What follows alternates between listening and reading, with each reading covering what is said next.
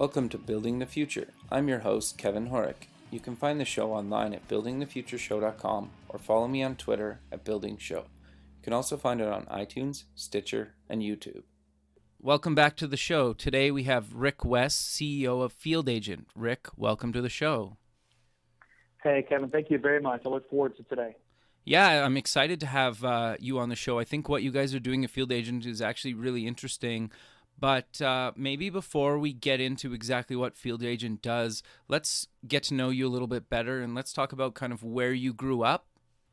Absolutely, yeah. When I think back in the day, I want your listeners to think of someone living in rural America. In my case, I grew up in Appalachia.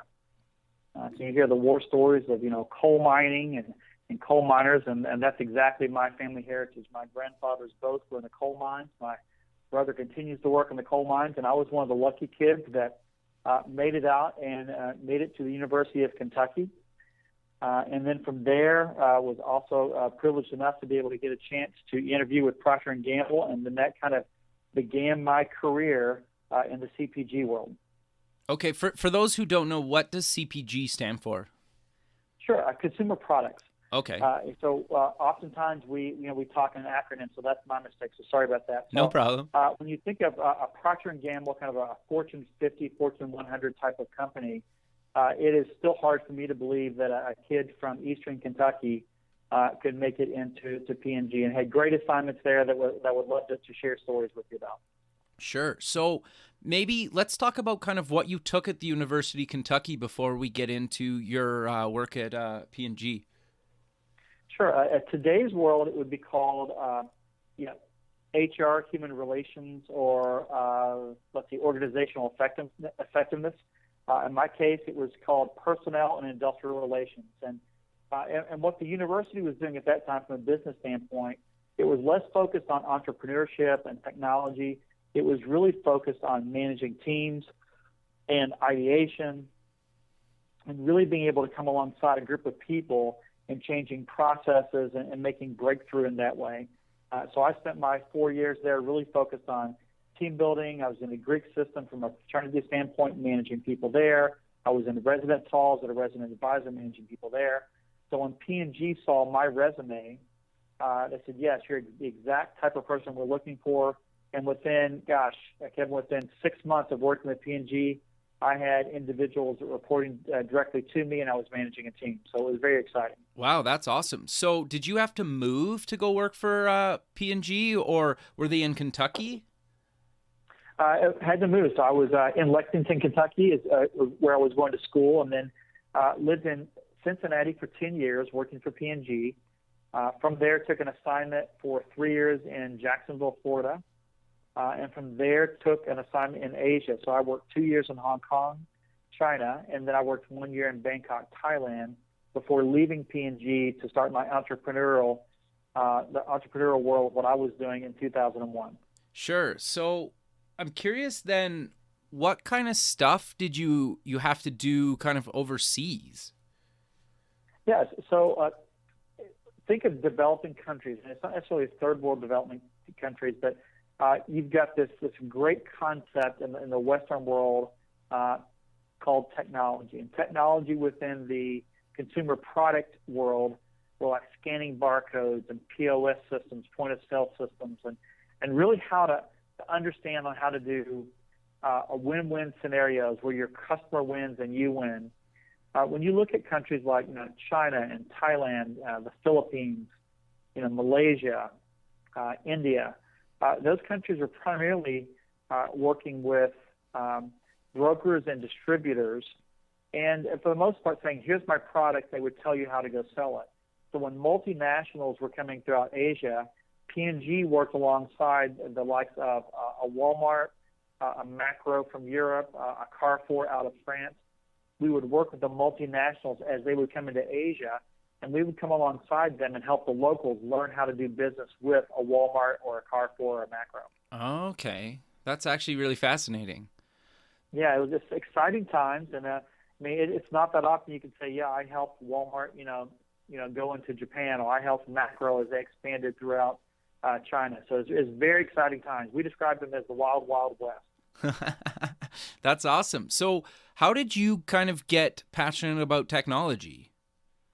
I'm going to age myself to your listeners, and I hope they don't shut down after I make this It's all comment. good. But, so I started out, back in the days when Steve Jobs was trying to convince someone that the Mac would actually work. And if you're a Guy Kawasaki fan, Guy Kawasaki was trying to convince people that the Mac was the right way to go, right? Even though it didn't have a floppy drive and it had no peripherals and it was a piece of crap, it was a really cool piece of crap, So I started out in the luggable days. So it was a compact computer that was the size of a suitcase, and you could put it on a dolly and take it to your apartment and work on it at night.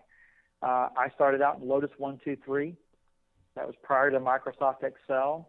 And at that time frame within the company, we were going from mainframes to personal computers and really trying to understand how to do work. So if you think of my background as a people person, how do you push work from one person to another from a technology standpoint without bringing the organization to their knees? So it really got involved with personal computers at that time and started working through that early on in my career.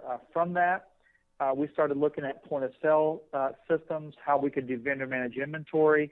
And so a lot of technology was all tied into how we work with customers. So your listeners will understand this when you think of, in those days, not every grocery store was scanning things for barcodes. Sure. A lot of people were still keying things in. Gas stations were just converting over to all the credit card systems. And when you went to a fast food retailer, everything was cash. So point of sale systems and technology was the rage. People take that for granted today, but at that time, it was a really, really exciting time to be in retail. Sure. No, I think that's actually quite fascinating. So you left P&G, and did you start Field Agent right away, or kind of what did you do prior to Field Agent? Yeah, Kevin, the joke around here is that, Field Agent is a 14-year overnight success story. That's how it always is, right? It is. So startup people, entrepreneurs, people in the business world really looking at the future as you look at this. We started out in 2001 really with our arms around the vision of coming alongside companies that were wanting to do work with Walmart, Target, Walgreens, Kroger, H-E-B, and trying to help those small companies play at the same level as a Procter Gamble, Unilever, Kraft, et cetera. Sure. And so we would come alongside them, and we started out with providing research to understand what consumers wanted. Once we understood what those consumers wanted, we would put together marketing plans to go deliver that at retail. And that was really the premise of what we did for probably about 6-7 years. We started doing more and more research. And we were literally sitting around the table, around 2009 with our really cool iPhone 3Ss. Now, Kevin, this is before selfies, okay? This is pre-selfie day. Right? And the 3S had come out, and it was the rage because you finally had video. You didn't have to, jailbreak your phone to get video. The technology, the camera would give you a 2-megapixel picture. It was amazing, the technology that was at our hand. And we were literally sitting around the table with 4 or 5 folks, and we were trying to determine how to use technology to get inside of retail stores or inside of people's homes, as opposed to using traditional methods, which is to fly people all over the United States, to have them go to a store with you and to interview you, or have them go inside of your home and interview you inside of a home. Sure. Which is very time-consuming. It's very costly. And to be quite honest with you, it was a bit awkward, to say the least. And so Kevin, as we're going through, we're Googling through it, and you can imagine, no one was using the phone to pull data. Sure. Yeah, well, it was new, again, right? It was super new. Oh, yeah. Yeah, iPhone, think of it, 18 months in, and during that 18-month period, the business model was to get as many downloads as you could to try to get eyes for impressions, and hopefully someone would click on an ad. Sure. That was the business model, right? So we literally flipped it upside down on its head and said, gosh, what if we use the iPhones in people's hands and had them actually find data or collect information for us and bring it back to us, and we'll use GPS and the time date stamp to validate where people are and when they're at a certain location. And then we'll validate that from a QC standpoint, and we won't have to send people out into stores to capture data. And we said, well, I don't know, maybe we could do that. And we sat in the office a couple months later, had the same conversation, and said, we really don't want to be like those guys that said, I created Instagram first and I created Google first and I just didn't do it. Sure. And so we started down the path. And if you fast forward to that, to April 2010, it was April 17th on a Saturday night at 11 o'clock at night. And we're all looking at each other like, I guess we should push the button. And we released our app to iTunes. And okay. Kevin, within about 3 or 4 minutes, we had 3,000 downloads. Wow, that's awesome. Now, secretly, we're hoping no one sees this thing, right? Because it'll make sure everything's perfect and it'll be okay. And what we didn't realize is that you had this whole cottage industry of apps that would tell you when new apps would come out. Yep, I remember those. Remember those? Yeah. And so they were instantly downloaded to all these phones. You're like, oh no, what are we going to do? This is terrible. And so for about 2 days, they were monitoring that. And then we did a soft press release on that Tuesday, so 3 days in. And by the end of the day, we were interviewed on Skype by the Wall Street Journal, CNET. We had interviews or articles in Fast Company, Retailing Today. And the excitement about what we did was really twofold. Again, your listeners have to think back. 2010, iPhone's been out about 2 years. The Droid's, out there making a splash. Most of the business world are still on BlackBerries because they hadn't worked through the exchange system yet. So all this is still happening. And there are two interesting things that happened. The first one was we actually were the first app in iTunes to pay someone with PayPal. Right. At that point in time, the rage was like Foursquare, right? You could become mayor of something or become a sergeant or get a badge, but no one was exchanging cash. Right. And if I remember correctly, wasn't the iPhone 3G the first one that had the App Store? And the original metal iPhone didn't really have an App Store. So, yeah, it was 2 years that the iPhone had been around, but you were literally months into the App Store being a thing. Right. We were right in the middle of that. We were on the very first page of New and Noteworthy. I mean, you can just imagine the drama from that and how cool that was. So totally, everyone loved the fact that we're paying cash. Again, you'll never be the mayor of field agent, and I'll never give you a cute badge that says you're now the smiley face guy field agent, right? That was really, really interesting. And once people realized they actually got paid, they're like, wow, it's not a gimmick. Mm-hmm. You're really getting paid. The second thing was, remember right earlier scenario, we were pulling information, not pushing information.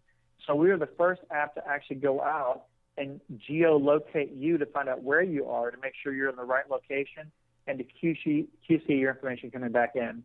So if you look at those two things, we literally started this kind of this groundswell around crowdsourcing mobile information. And then from that, it's just been an all-out race, a sprint to the finish line from that point on. Sure. No, I think that's awesome. So does it just work in the States, or does it work in other countries as well? Yeah, we're in other countries now. So we're in, call it 6 primary countries. In North America, we have Canada and Mexico. Right. In Asia, we're in Australia. We're in the process of talking to other couple of countries in Asia. We're in the UK. That'll handle the middle part of Europe for us. We're in Romania, which is going to help us get into Eastern Europe, and we're also in South Africa, and we're soon to be in Brazil probably in the next 4 or 5 months. Oh, that's awesome. So if I want to get involved and become a field agent, what exactly is the process, and how do I go about signing up? Well, the good news, if you're a user, someone that actually wants to make money, you can go to Google Play or the App Store and look for Field Agent. We're the white tie with the orange background. You can't miss us. Okay. You download, answer a couple of questions, and within minutes, you could pull up one of our tasks or one of our jobs, and we could be paying you in a couple of hours. It's really that simple. If you're a person that wants information, so this could be anyone from an individual real estate agent that wants to check a piece of property, to a restaurant that wants to do mystery shopping, or a company that wants us to do product testing, or a large entity that wants to make sure a display's up. You can log into fieldagent.net, swipe your credit card and do a do-it-yourself job, or if you've got something complex, send us a quick note at fieldagent.net or info@fieldagent.net, and we can very quickly get back to you and help you do a project. And it's a matter of hours you can be up and running. Wow, that's awesome. So what does it cost me as a company to run kind of one of these data collection, campaigns? Yeah, so let's say you've got a listener right now, and they've got a rental property that's cross town, or they've got a rental property in Florida, and they're really trying to figure out whether or not their grass was mowed today. And they're getting phone calls from their tenant saying, man, the guy didn't show up again today. They called the guy. He said, man, I was already there today. He's lying to you. They swipe a credit card, and for $10, we'll send an agent out to that location. We'll take a photo of the location and show you exactly what your grass looks like. And within a couple of hours, you'll have that information, and you can call your tenant back and say, hey, it's fixed, or you can call your provider back and say, gotcha. I've got information here that shows you're not doing your job. Let's go find somebody else to do this work. And it's just $10 real quick. Now, if you're that same type of entrepreneur and you've got this unbelievable idea, and so far your mom and your dad and your brother and sister and girlfriend tell you it's the most amazing idea in the world, and you're smart enough to know that you need to talk to someone else, we can send your concept or your idea out to individuals, and for as little as $5 per individual, we can have them give you feedback on your idea. So it's relatively inexpensive, and it's really, really fast. Sure. No, I think that's awesome. And that's kind of what fascinated me about what you guys were doing, and why I kind of wanted to have you on the show, is because I love the idea of just being like, I'm curious about this, and I obviously I'm not going to book a plane ticket or, take days off to go check something in, maybe another city, but I can pay, a small amount of money to have somebody else kind of do it for me. Right. And know within hours. Right. And chances are, like you said, like I'm in Canada. So if I had to look at something in Florida, well, I'd have to buy a ticket. I'd have to, get a place to stay, and I'm not going to be there within a few hours. It's just not going to happen. Right. I'm just geographically and with flights and whatnot. So I think what you guys are doing is really cool. So I'm curious then, what kind of fascinated me with some of the stuff that you guys have done in the past, and with all the major holidays coming up, do you want to maybe talk about kind of what you did with the Black Friday scoreboard? Yes. So if your listeners are thinking about how you collect data and the whole concept of big data, there's a lot of companies out there today that are scraping the web, and they're going to pull big data. They're going to find out social media posts and what people are saying. They're going to find what's on certain websites, and they're going to pull all this data together. Well, when we looked at it, there are probably 4 to 6 different major events that happens in a retailer's life, and one of the major events is Black Friday. I mean, it's the surge, right? And and most people have the data 3 to 5 days after the fact of what's sold, which is fine, right? Classic point of sale data, you can collect that. What they really don't understand is who's winning, right? Who's really out in stores? Where are they? What are the frustrations? And so what we did with the Black Friday scorecard or scoreboard, and this has been over a 2 or 3 year period, we have individuals go out, and we're trying to find out where they went first, where they're going second, did they find the key items they're looking for? And when you look at that, you start to find out kind of who's winning, and you're finding out in real time. Sure. So you imagine it, 5 o'clock at night or 5 o'clock in the morning, and you see a ticker running, and you start to see what retailer has X percent of the first visits versus second visits, and you start to see which one of the items were the most exciting item, or which one of the items are already out of stock. Now, that's, again, great anecdotal data coming in. The other aspect of this is that when our clients use us, then they begin to understand the question of why. We can all have data overload and collect tons of data, but, Kevin, if we don't understand why, it's just a bunch of data that we look at. And so by sending consumers and shoppers just like me and you and others out in stores, not only do we capture data, but we really begin to understand the why behind of it, and that's very powerful. Sure. Well, the other thing, too, is you could almost watch the data then, and you could maybe make some modifications to your Black Friday sales or whatnot as, like, the time zones. Like, if you watch, okay, well, let's watch what's happening in the East Coast, and then you could maybe make some modifications later in the day for, obviously the West Coast, which is kind of interesting to me. Yeah, you are thinking like an owner right now. Now, obviously, as you look at that, if you're a small store, you can react. Some larger stores, it's a little bit more difficult because it's just the magnitude, right? But that's the premise. Yeah, the premise behind this is really getting data inside of someone's hands in a very quick fashion so that they can make real business decisions and make them more efficiently and quicker than they did before. Sure. No, I think that's actually really fascinating to me. And I love the kind of like on demand, I can make changes right now based on data, because data doesn't lie, right? It doesn't really matter what I think or what you think if the data is telling us something completely different. And it's based on, especially when you're in retail, if your users are saying something and you and I don't agree with it, it doesn't really matter, because if our retail business is doing better because we modified something and customers are enjoying that, then let's keep doing it that way, right? It's almost like the ultimate A/B test. Absolutely. And the A/B test that you're doing online, people understand it. And we're trying to help them understand that I can do the same thing at retail, and we can do the same thing with consumers and shoppers if you build the right methodology around it. So it's really exciting. Now, I can go back and look at 2 or 3 years ago and say, gosh, are people making changes? But as we talk to our clients, they're beginning to take notice. They are making some changes, and they're trying to figure out really the best way to engage shoppers when it comes to things like Black Friday. So it's been pretty exciting to see.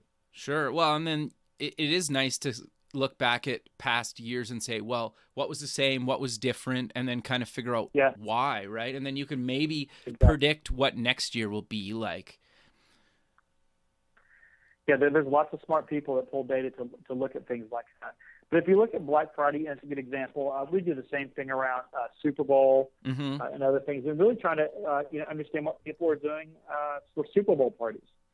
How are they not only what products are they purchasing, Kevin, but how are they using those products? And from a supplier standpoint or retail, you're looking at it and, gosh, if that's how they mix this and this, maybe next year I'll do a display that shows that, because that's how people are using my product. So it's just really interesting when you give people the power to provide feedback in a natural environment. It's really exciting to see what they give you.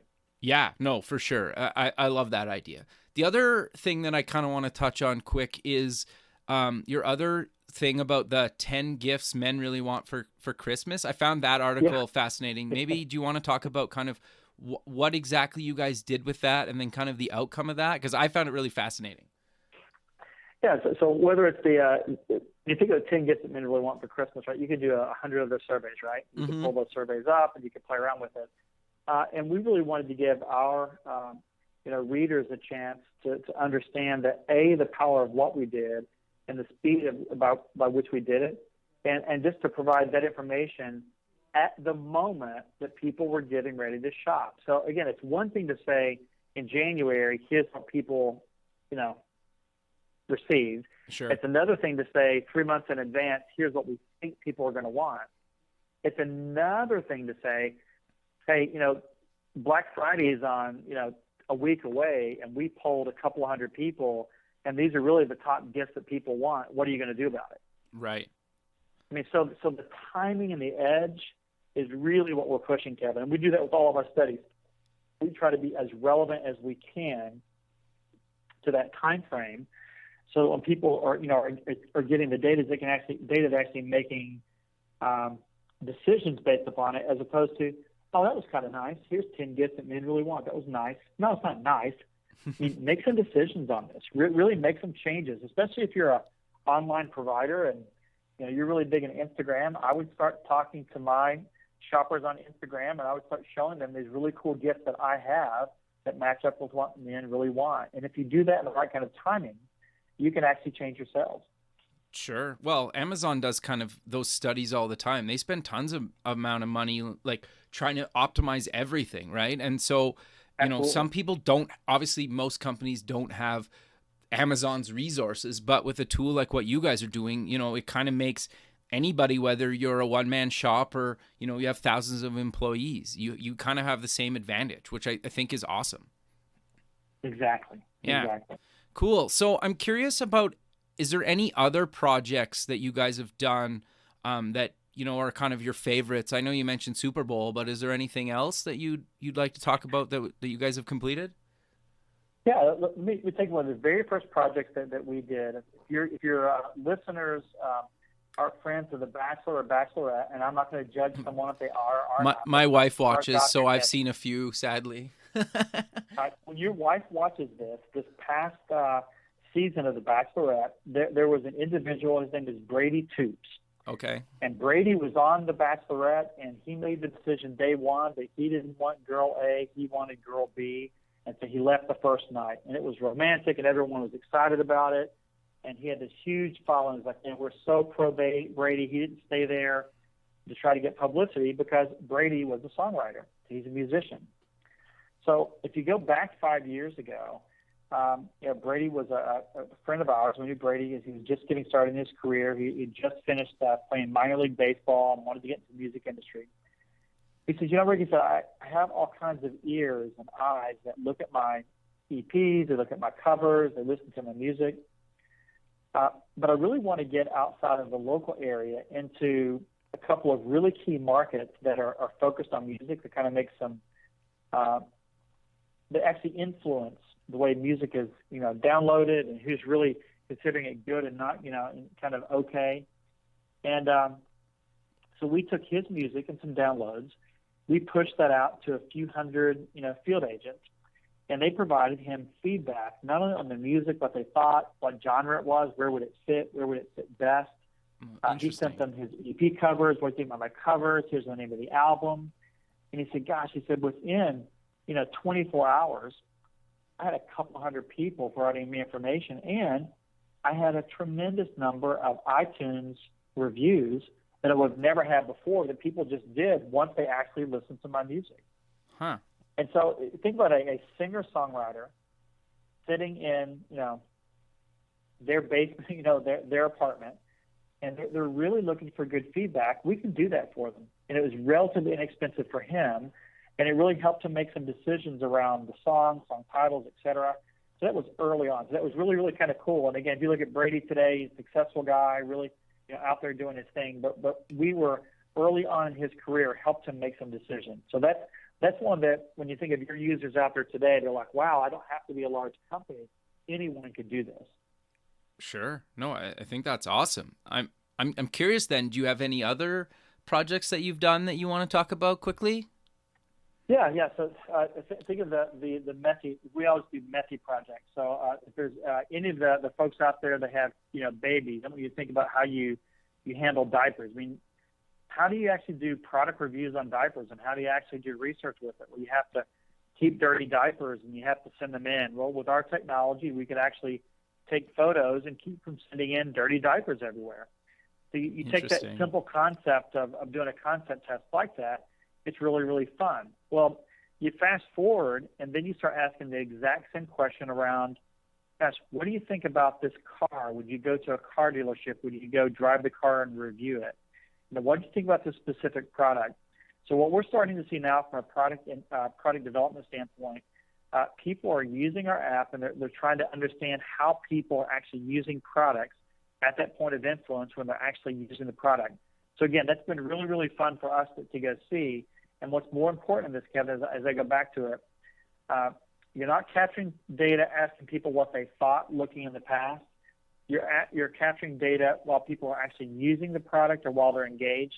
So the type of information that you receive is just unbelievable. It's the amount of the raw edge and the amount of data that you receive is unlike anything you would get with traditional methods based on recall. Sure. No, I think that's fascinating to me, and I think that's super useful. And the diaper thing's actually quite funny to me because my wife and I we have she's just over one now, but I can imagine like if we were using that at the time testing diapers in the middle of the night when we're like half asleep, you probably get some interesting results.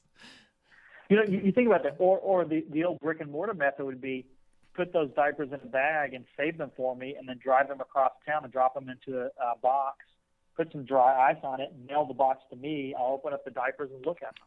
Yeah, fair. It's just crazy, right? When you think about people have to do reviews of product. Totally. And the only way to do that is either physically be with you, and I'm not going to fly people all over the United States and Canada to go see that, or you can send me something, which is really expensive. But with technology, I can now take photos of things, and with the type of camera that's in smart devices today, and the fact that I can capture that information, it's really, really robust. Well, yeah, and like video even too, right? I could film the whole process. Absolutely. Whole process from beginning to end. Yeah. So maybe let's give it some advice about how to be successful at mobile research. Yeah, let's think specifically about mobile research before we get to the entrepreneurial world. And if I look at that and really say, gosh, how do I want to go about this? You have to ask yourself the core question before you get started. What am I trying to solve? And where mobile research really helps people capture data in a way that they could not have done in the past is anything that's tied to a location. Okay. I have to go to the, Kansas City Royals are playing in the World Series. Therefore, I want to understand what people think about a certain product that's for sale, or what they think about the restrooms in the facility. Mobile research is perfect for that. I'll give you an example. Procter Gamble was trying to understand what was going on in the Olympics when they were in London. Well, you could send hundreds of people to London to go find out. You could contract people, or why don't you use Field Agent in London and have people taking pictures and video of point of purchase material and signage and what's happening in the Olympic Village, and then you get a live feed real time. Sure. No, that's awesome. It's a perfect example of mobile research is there. So if you want to be successful at it, it's not replacing what you're doing. It's either supplementing what you're doing or do a completely new study related to location. So that's really, really important to think through. And because of the speed and the cost associated with it, the barrier to entry is really, really low for all your listeners. No, sure. I think that's awesome. So is there anything that I guess wouldn't be suitable for kind of mobile crowd research? Yeah, so let's talk to the U.S. listeners that are listening to you right now. We have this thing coming up here in the United States called an election, and this little presidential election that's coming up in about 14 months. Yep. And if your listeners are researchers, one of the first things they would say, well, Kevin, I appreciate what Rick is saying, but something like anywhere from 70 to 80% of the population have smartphones. The other 20 to 30% do not have smartphones. Therefore, Rick cannot help us do a survey with a representative sample of the United States. So Rick could not predict an election, which makes complete sense, right? Because right. Yeah. I don't have the little old lady or little guy that has a flip phone. I'm not going to get access to them, right?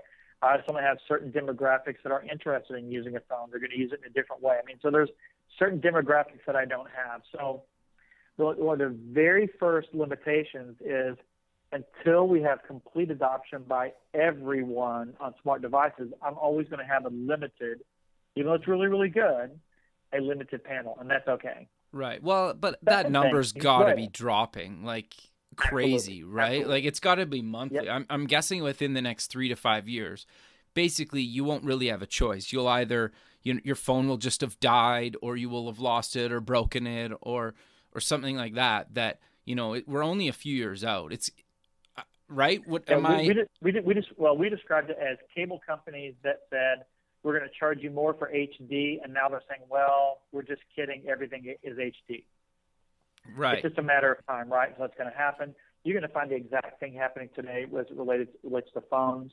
The Hispanic demographic, as an example, I think it's somewhere upward to 80% plus of smartphone acceptance, and the number of the folks in the Hispanic community that actually have landlines or home computers are virtually nil. It goes down lower and lower. So you're right. In the next 3 to 5 years, this is a moot point. But as you look at the current state where we are today, that's one. Right. The second thing is we talked about big data and how you're scraping the web and cookies and how this stuff plays out.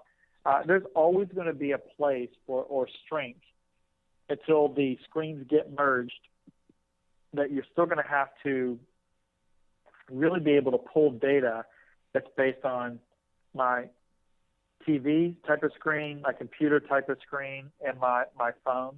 And so because of that, you're always going to have to blend those things together.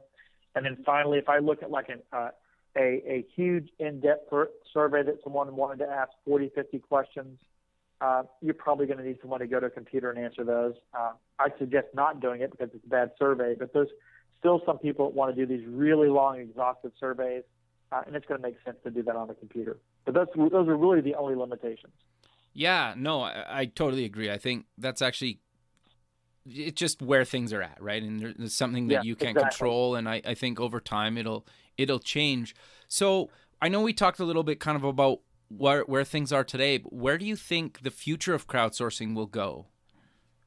Yeah, so I want your listeners to think of this, and if they haven't heard of it before, they need to Google it, but it's the concept of the Internet of Things. Right. So it's everything from wearables, my car being connected, my washing machine, my house, my lights, my thermostat, everything's all connected. But what you'll find in almost every occurrence of that connectivity today, whether it's Google Glasses, again, my car, whatever the case may be, most of those connections are connecting through a handheld mobile device as the computer. For sure. Okay, so as you think about the Internet of Things, so if I look at mobile research today, I don't think we're that far out from someone saying, hey, I'm in my car and I've gone past this restaurant, and then when I stop at the second restaurant, I get a survey saying, hey, you normally stop at Subway, and I noticed you went to Chick-fil-A today. Could you tell me why? Sure. And all that's going to be based on technology associated with it. Or you've got a washing machine that's connected, and hey, I noticed that you've put in Gain, but you normally purchase Tide. Will you tell me why you put in Gain? I mean, those types of connectivity pieces are just a few years out. So as you think about the mobile research aspect of it, it's really going to become more of the Internet of Things type of research, but it's still going to be driven by that handheld mobile device. And so that's what we're studying today. It's understanding that, Google Glass, made a good surge, and they were trying to make things happen. You've got Apple Watch saying, hey, look at me. You've got cars saying, look, I'm going to be completely dependent upon a phone. And that's really where the future is going to take us, the Internet of Things. Sure. What about, do you guys do anything with like geofencing or any of that kind of stuff? I get it's probably. We do. Okay. Yeah, we do. I mean, geofencing is classic type of work for us today.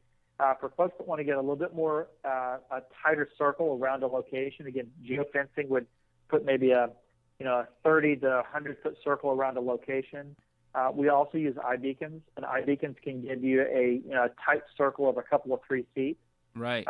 And that's used for a couple of things. One, from a passive standpoint, when you're near that location, it opens up your app if it's been allowed to do so, and it's going to prompt you for things.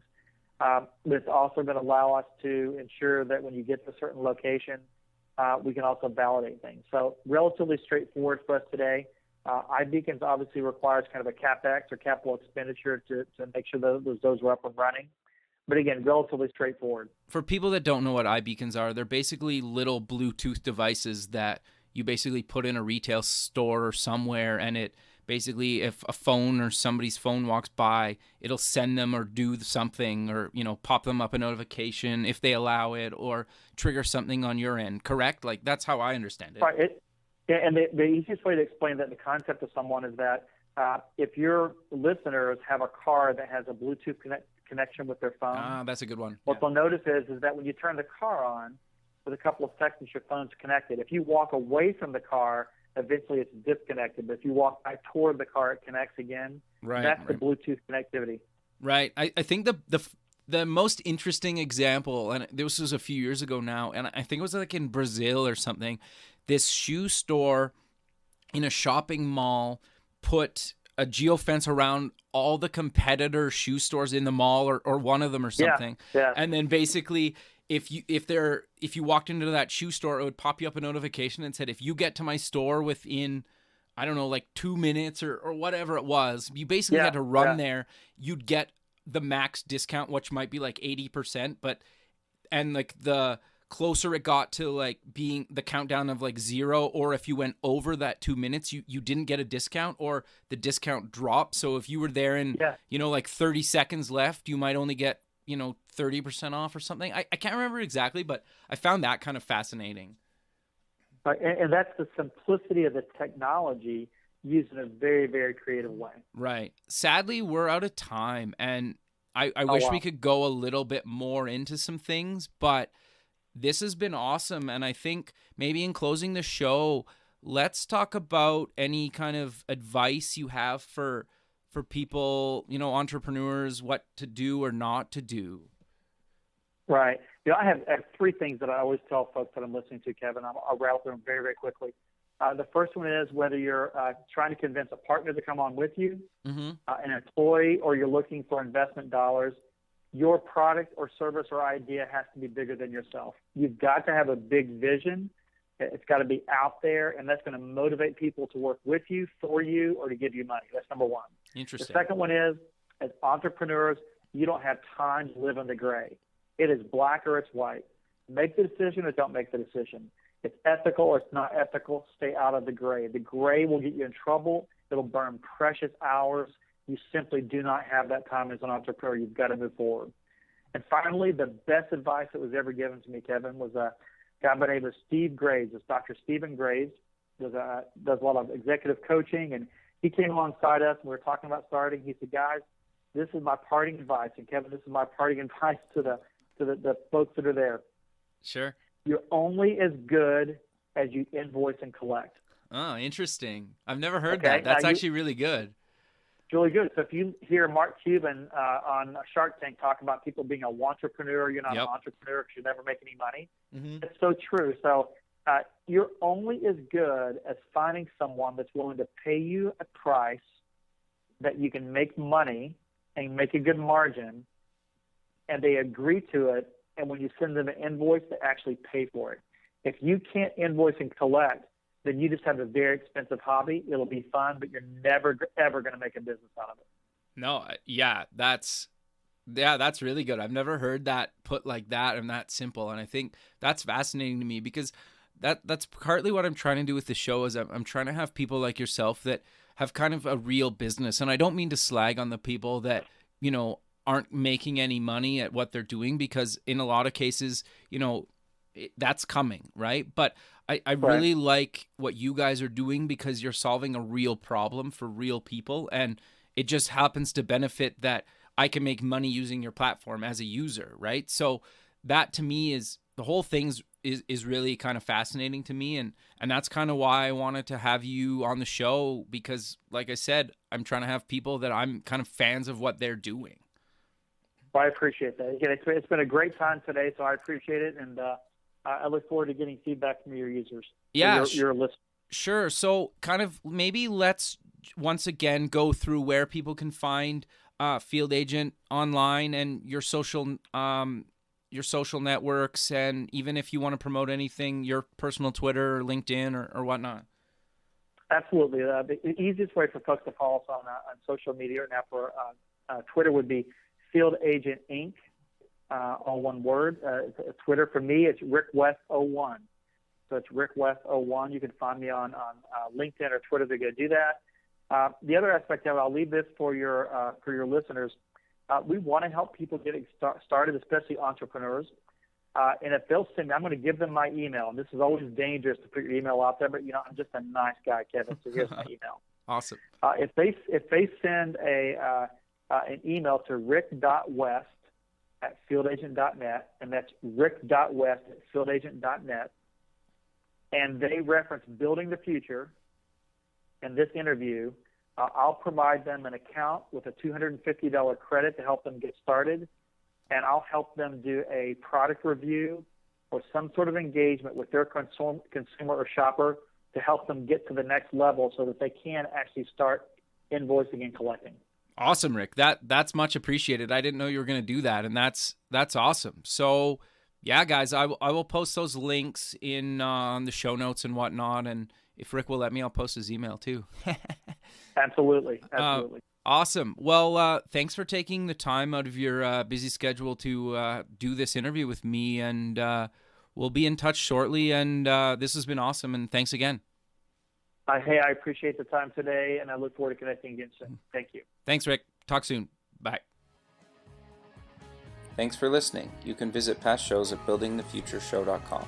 If you're going to the Startup Expo on February 16th and 17th in Fort Lauderdale, Florida, and want to record an episode, please contact me. The music for the show is by Electric Mantra. Check them out at electricmantra.com. Until next time, keep building the future.